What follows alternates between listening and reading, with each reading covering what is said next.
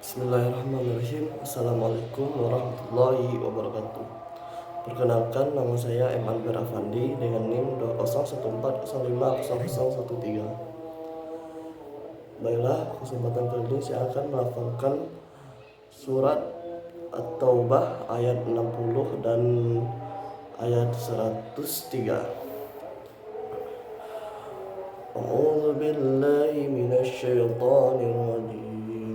Bismillahirrahmanirrahim. Innamas shadaqatu lil fuqara'i wal masakin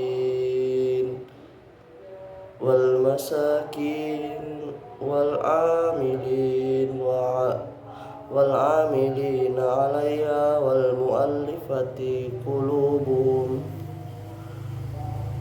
wa fir riqab wal gharimin wa fis sabilillahi wa ibnis sabil faridatan minallahi wallahu alimun hakim. Khudh min amwalihim shadaqatan tutahhiruhum wa tuzakkihim biha wa salli alaihim inna salataka sakanun lahum wallahu sami'un alim. Sadaqallahul azim. Baiklah, kali ini saya akan mengartikan kata demi kata. Innama, sesungguhnya hanyalah, as-shadaqatu, sedekah atau zakat, lil fuqara, untuk orang-orang fakir, wal masakin, dan orang-orang miskin, wal amilin, dan amil, alaiha, atasnya zakat, wal muallifati, dan para muallaf, qulubuhum, hati mereka, wafi, dan di dalam, ar-riqab, kerabat, wal gharim, dan garim, wafi, dan pada sabilillah, orang yang berada di jalan Allah, wa ibnis sabil, dan anak yang menuntut ilmu, faridatan, ketetapan, minallah, dari Allah, wallah, dan Allah, alimun hakim, maha mengetahui dan maha bijaksana. Khudh, ambillah, min, dari, amwalihim, sebagian harta mereka, shadaqatan, sedekah, tutahhiruhum, yang membersihkan mereka, wa tuzakkihim, dan mensucikan mereka, biha, dengannya, wasalli, dan doakanlah, alaihim, atas mereka, inna, sesungguhnya, salataka, doa-doamu, sakanun, tempat tinggal, lahum, bagi mereka, wallah, dan Allah, sami'un alim, maha mendengar lagi maha mengetahui.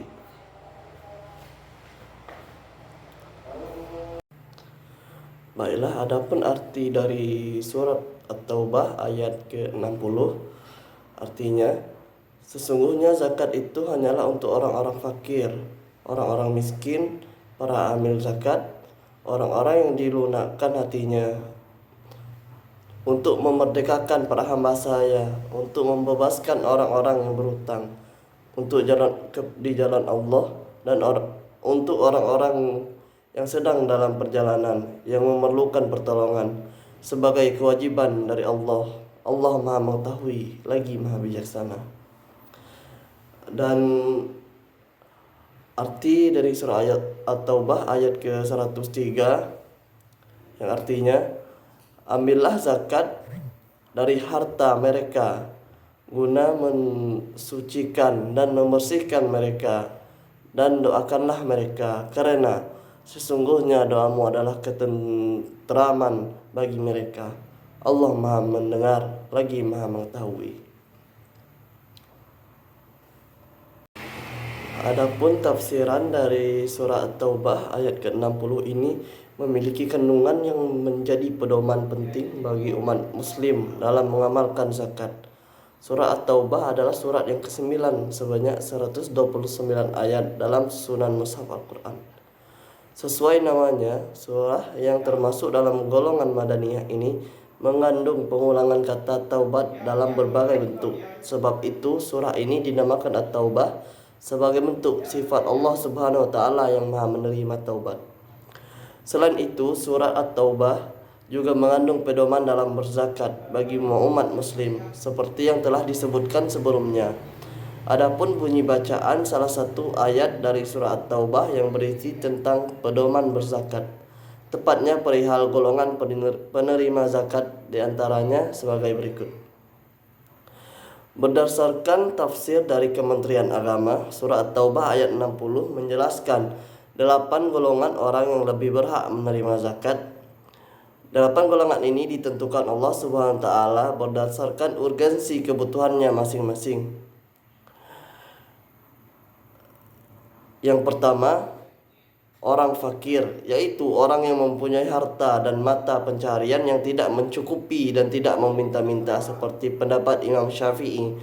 Menurut tafsir Ibnu Katsir, golongan ini disebutkan lebih dahulu sebab dianggap lebih memiliki urgensi dibanding golongan lainnya. Sesungguhnya kaum fakir miskin disebutkan lebih dahulu dalam ayat ini daripada golongan yang lain, karena mereka lebih memerlukannya ketimbang golongan yang lain. Menurut pendapat yang terkenal juga mengingat hajat dan keperluan mereka yang sangat mendesak, tulis Ibnu Katsir. Adapun yang kedua, orang miskin, yaitu orang yang mempunyai harta atau mata pencaharian tetapi tidak mencukupi kebutuhan sehingga meminta-minta merendahkan harga dirinya. Yang ketiga, orang-orang yang menjadi amil zakat, yaitu orang-orang yang ditugaskan untuk mengumpulkan, mengurus dan menyimpan harta zakat, baik mereka yang bertugas mengumpulkan atau menyimpan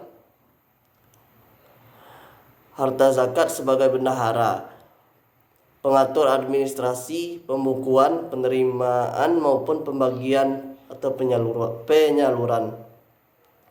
Yang keempat, mu'allaf.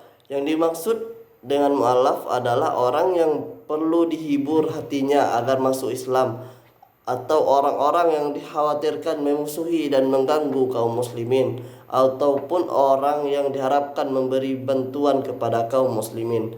Menurut tafsir Kemenak, orang-orang yang disebut mu'allaf pada zaman Nabi terbagi menjadi 3 golongan. Seperti yang pertama, golongan orang-orang kafir yang berpengaruh dan diharapkan masuk Islam, sebagaimana perlakuan Nabi Muhammad SAW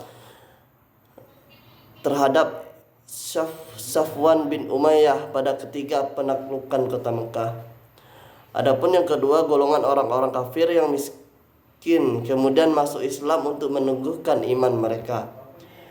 Yang ketiga, golongan muslimin yang mendiami daerah perbatasan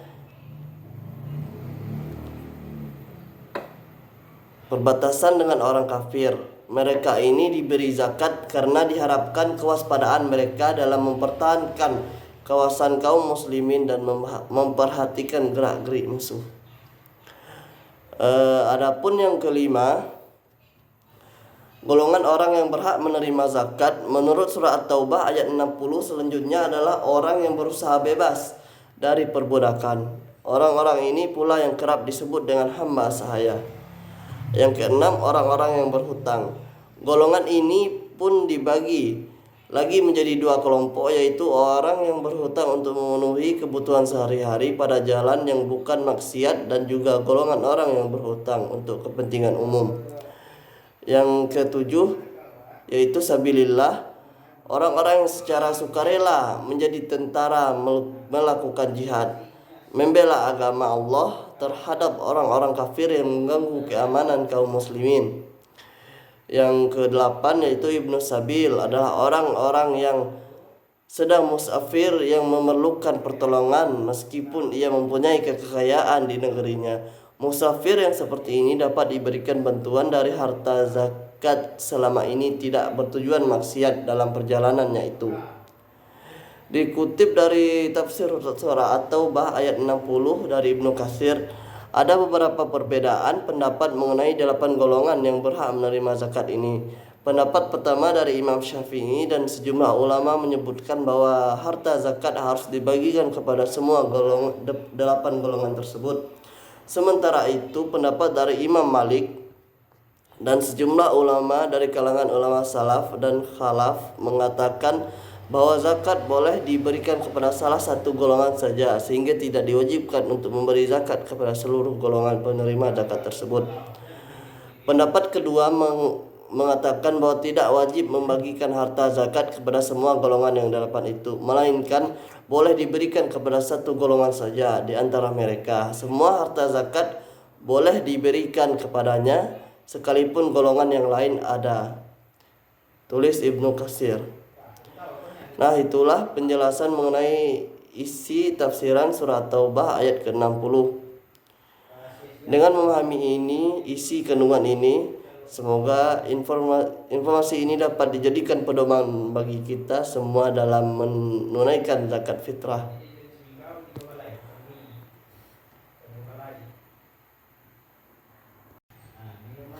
Adapun tafsiran surah At-Taubah ayat ke-103 menjelaskan tentang ayat ini memiliki kesinambungan dengan ayat sebelumnya. Pada ayat 102 dijelaskan tentang sekelompok orang yang mengakui perbuatan dosanya lalu bertaubat kepada Allah SWT.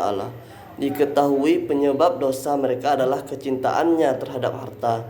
Maka dalam ayat 103 dijelaskan tentang wujud taubat dan ketaatan dengan menunaikan zakat. Sedekah atau zakat akan membersihkan diri dari dosa yang muncul karena mangkirnya mereka dari peperangan. Zakat juga dapat mensucikan diri dari sifat cinta harta. Selain itu, zakat juga akan membersihkan diri dari segala sifat jelek akibat harta, seperti kikir, tamak, dan lain semacamnya. Hal itulah yang kemudian membuat Rasulullah SAW memerintahkan sahabatnya untuk menarik zakat dari kaum muslimin. Dari Kemenak juga menafsirkan bahwa menunaikan zakat berarti membersihkan harta benda yang tinggal, di mana harta ini merupakan hak orang lain. Mereka adalah orang yang kemudian ditentukan sebagai penerima zakat. Menunaikan zakat akan menyebabkan suatu keberkahan. Hal itu akan membuat harta menjadi berlipat.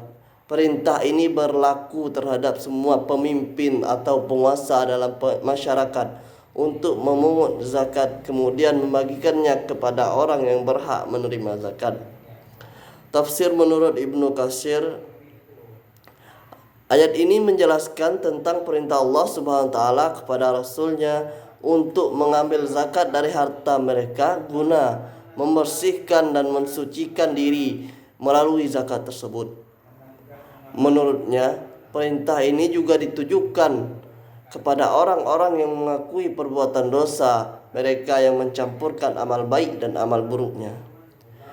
Imam Muslim meriwayatkan melalui Abdullah ibnu Abu Aufa yang mengatakan bahwa Nabi SAW apabila menerima zakat dari suatu kaum, maka beliau berdoa untuk mereka. Lalu datanglah ayahku atau perawi dengan membawa zakatnya. Maka Rasulullah SAW berdoa, "Ya Allah, limpahkanlah rahmat kepada keluarga Abu Aufa." Menurut Ibnu Abbas, doa tersebut menjadi rahmat untuk mereka. Sementara menurut Qatadah, ketentraman jiwa bagi mereka. Lebih lanjut Ibnu Katsir menjelaskan zakat tersebut diperuntukkan bagi orang yang pantas menerimanya. sedekah atau zakat yang dikeluarkan dari usaha yang halal akan diterima Allah Subhanahu wa taala dengan tangan kanannya. Lalu dia menjaanya untuk pemiliknya hingga sebiji buah kurma menjadi seperti bukit Uhud. Hal ini menerangkan tentang harta yang dizakatkan akan mendatangkan keberkahan yang berlipat. Itu tadi tafsir menurut Kemenak dan ulama tafsir secara keseluruhan. Surah At-Taubah ayat 103 menerangkan tentang perintah untuk bertaubat dan berzakat. Kedua perintah ini tersebut dapat menghapuskan dan melenyapkan dosa-dosa.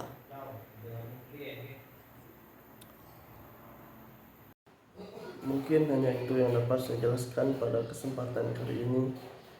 Lebih dan kurang saya mohon maaf. Wassalamualaikum warahmatullahi wabarakatuh.